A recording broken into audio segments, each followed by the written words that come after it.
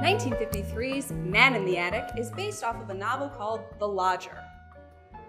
Written in 1913, the novel was inspired by two notorious serial killers, Jack the Ripper, the never-caught murderer of prostitutes in London, and the Lambeth Poisoner, a Scottish doctor who injected his victims with strychnine.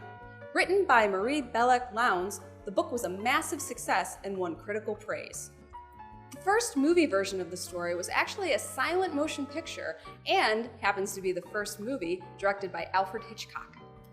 Two more versions, released in 1932 and 1944, came out before The Man in the Attic became version number 4.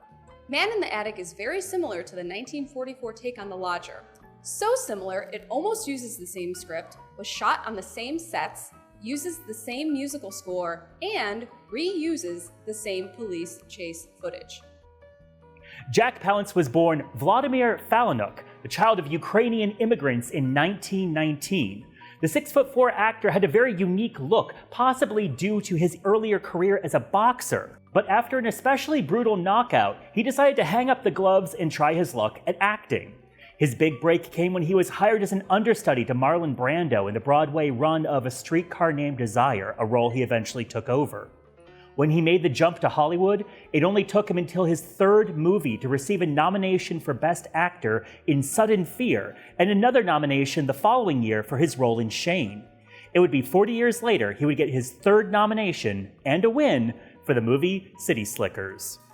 Frances Bevier may forever be Aunt Bee from The Andy Griffith Show in the minds of TV audiences forever, but she had been performing in vaudeville and the Broadway stage since the 1920s.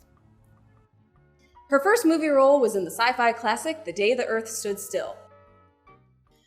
But it was in 1960 that her role as Aunt Bee planted her in pop culture, appearing on 175 episodes of Andy Griffith and 24 episodes of Mayberry RFD.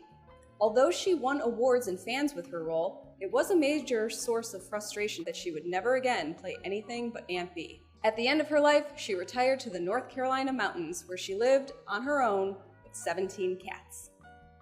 Now here's some facts about the rest of the cast. Constance Smith scored a screen test after winning a Hedy Lamarr look-alike contest at age 16. After rocky years of almost leading lady status at 20th Century Fox, Smith wound up serving 2 separate prison sentences in the 1960s, both times being charged with attempted murder after stabbing her then-husband. Brian Palmer would go on to marry Georgine Darcy, best known for her role as Miss Torso in Hitchcock's Rear Window. Lisa Daniels was best known for her voice work after she played Perdita in 101 Dalmatians. And this person in the crowd, that's Kid Chisel, a middleweight boxing champ who won an award in 1982 for having over 1,000 screen credits, one of the biggest resumes in Hollywood history.